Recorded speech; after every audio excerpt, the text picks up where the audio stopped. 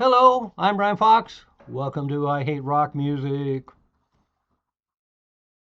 So this video is going to be about Samuel Prody. And this is another one of those old heavy records that's just been building in stature over the years and well deserves it.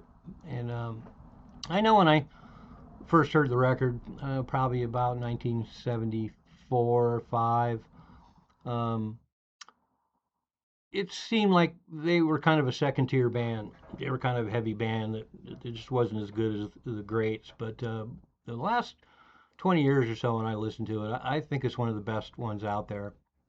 So let's get into the band a little bit. So they started out being called James Purdy, named after the shotgun manufacturer, but then somebody pointed out that they might get sued, so that's how they arbitrarily came up with this name Samuel Prody. And it seems like they would have done better with a different name. But that said, the cover just speaks volumes. It's just one of those classic 70s. You look at it and you can tell these guys are heavy and wasted, and it's going to be everything you want it to be, and it definitely is.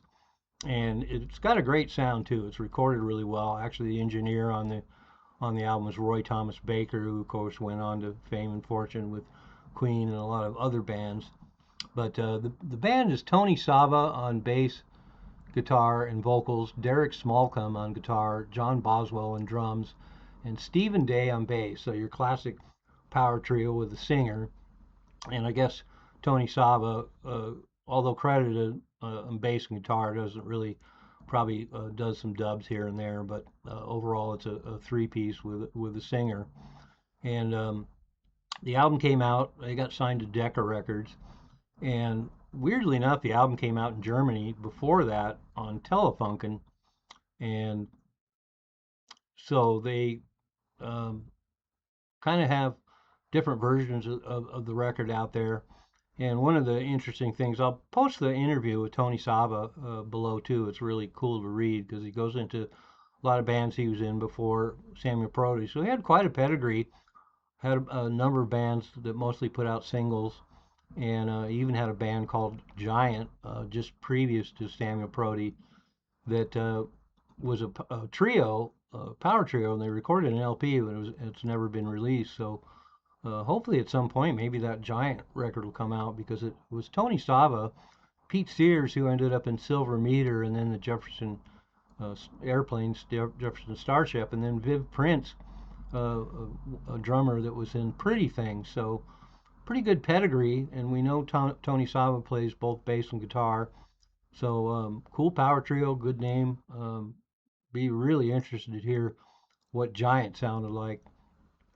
So that probably would have been about 1970, 70, 71.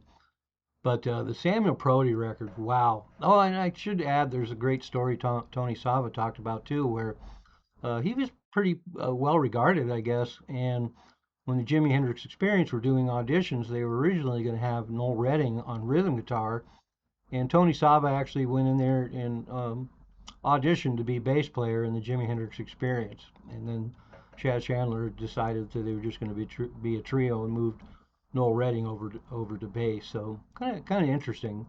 I don't really know what Tony Sava's guitar playing is like, so hard to say. And I don't really know what his bass playing is like either, so it's hard to say what exactly would have been different. It would have been kind of wild to have two guitars in the original Jimi Hendrix Experience, although at the same time it's ridiculous. You got Jimmy, you don't need anybody else by any stretch of the imagination. But I have to say the Samuel Prody record is one of my favorite heavy records of the early 70s. And the reason why is there's some really cool harmony vocals on it here and there. And then the basic riffs are, he's just got a vicious tone. And the basic riffs are all recorded with this vicious tone. And then, unlike a lot of records, whenever he does solos, he has a really clean tone.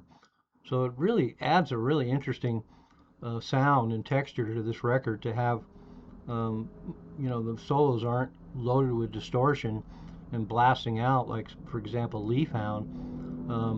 They're really cool, and they're kind of low key compared to the massive riffs that the rhythm guitar is playing.